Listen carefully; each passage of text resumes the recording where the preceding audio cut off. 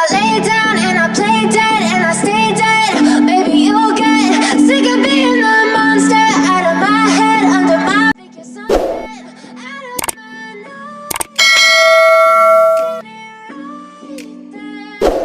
nose. Media Vietnam singgung PSSI pesawat charteran Indonesia dan dukungan Jokowi. Media Vietnam menyoroti skuad timnas Indonesia yang tiba lebih dulu di Hanoi usai semifinal leg 1 Piala AFF 2022 ketimbang skuad asuhan Park Hang-seo.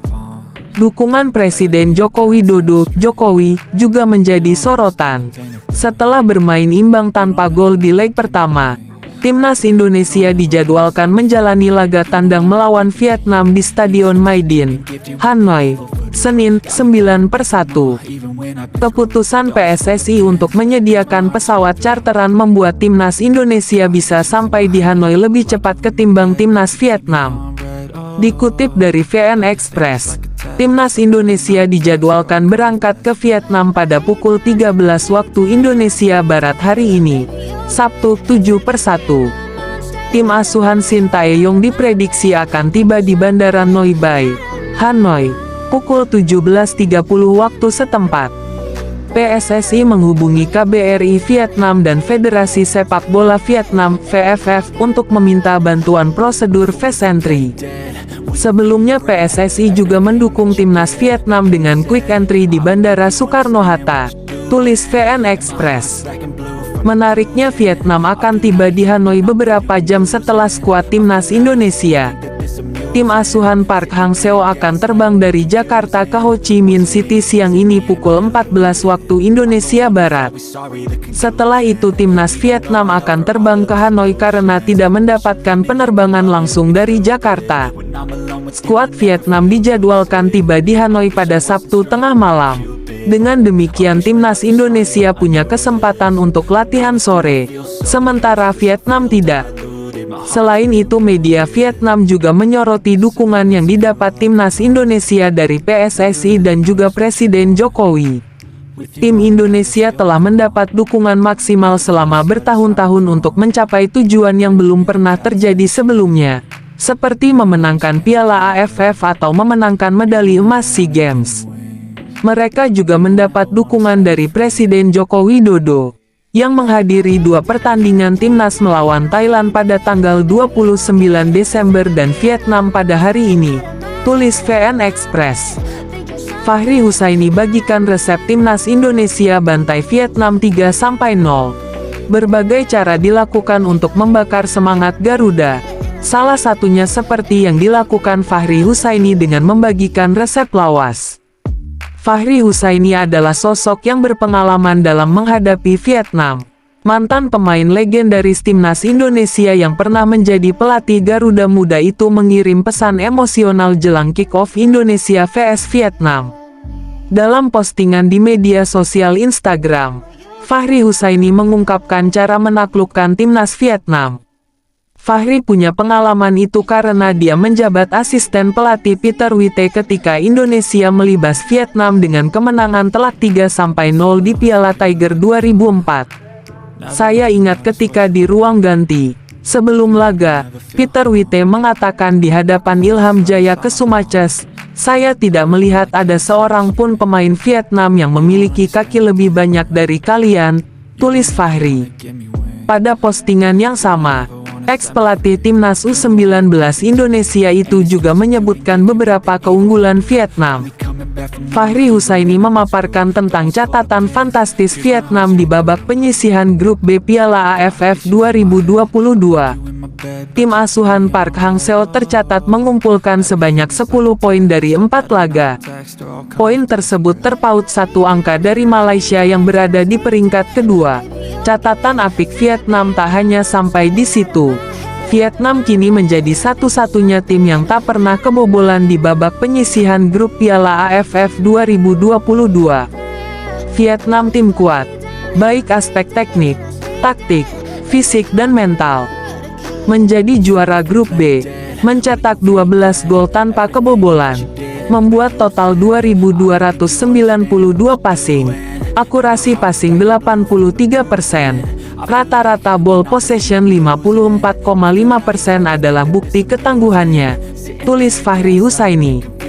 Meski begitu, Fahri Husaini tetap yakin bila timnas Indonesia dapat menumbangkan Vietnam. Menurutnya, Mark Klok DKK hanya perlu percaya diri, memperbaiki kualitas hingga mengoptimalkan setiap peluang yang ada.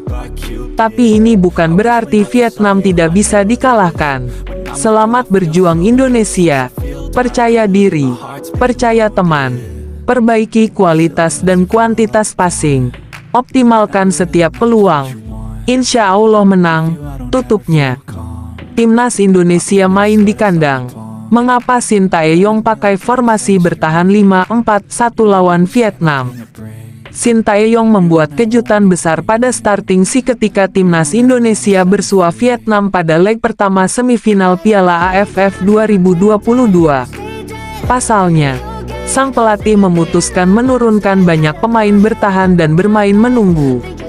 Laga timnas Indonesia vs Vietnam digelar di Stadion Gelora Bung Karno pada Jumat, tanggal 6 Januari tahun 2023. Duel berjalan cukup sengit. Bahkan ada beberapa momen pelanggaran keras. Hingga laga usai, kedua tim gagal mencetak gol. Pelatih timnas Indonesia, Sintayong menurunkan formasi yang cukup defensif pada laga itu. Pada awal pertandingan, pelatih asal Korea Selatan tersebut menerapkan taktik 4-2-3-1. Namun ketika pertandingan memasuki paruh babak, formasi pun berubah menjadi 5-4-1. Fahrudin Arianto, Jordi Amat, dan Rizky Ridho ada di posisi bek tengah. Ketiganya diapit Pratama Arhan dan Asnawi Mangkualam di sisi sayap pertahanan. Menumpuk pemain bertahan Sintayong jelas menumpuk banyak pemain dengan naluri bertahan. Selain 5 pemain belakang yang sudah disebut di atas, masih ada Rahmat Irianto yang masuk starting si. Di atas lapangan, Rian bermain sebagai gelandang bertahan. Rian bertandem dengan Mark Klok. Seperti diketahui, kedua pemain lebih dominan dalam bertahan daripada menyerang. Rian bahkan sering bermain sebagai bek tengah dan bek kanan. Praktis, timnas Indonesia lebih sering menyerang dengan 3 pemain saja. 3 pemain tersebut adalah Yaakob Sayuri di kanan, Dendi Sulistiawan yang bergerak bebas, dan Marcelino Ferdinand yang lebih sering berada di sisi kiri. Walau hanya 3 pemain, mereka cukup merepotkan lini belakang Vietnam. Pergantian pemain telat Sintayong terlihat sangat berhati-hati pada laga ini. Ia tak ingin timnas Indonesia kebobolan pada pertandingan melawan Vietnam. Kehati-hatian Sin semakin terlihat pada babak kedua. Terbukti dari pergantian pemain yang dilakukan pelatih berusia 52 tahun tersebut. Pergantian pemain pertama bahkan baru terjadi pada menit ke-75, saat Ricky Kambuaya masuk menggantikan Rahmat Irianto. Menariknya, Sin baru melakukan 3 pergantian pemain sekaligus ketika babak kedua sudah memasuki injury time.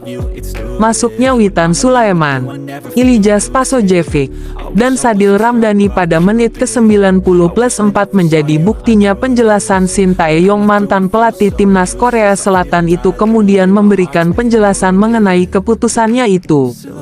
Sintayong merasa 11 pemain yang ia pilih sebagai starter bermain apik sepanjang laga. Pemain yang menjadi starting bekerja keras. Jadi saya tidak melakukan pergantian, katanya. Sin pun menyatakan banyak hal yang terjadi di lapangan. Ia melihat situasi yang terjadi di lapangan untuk melakukan pergantian.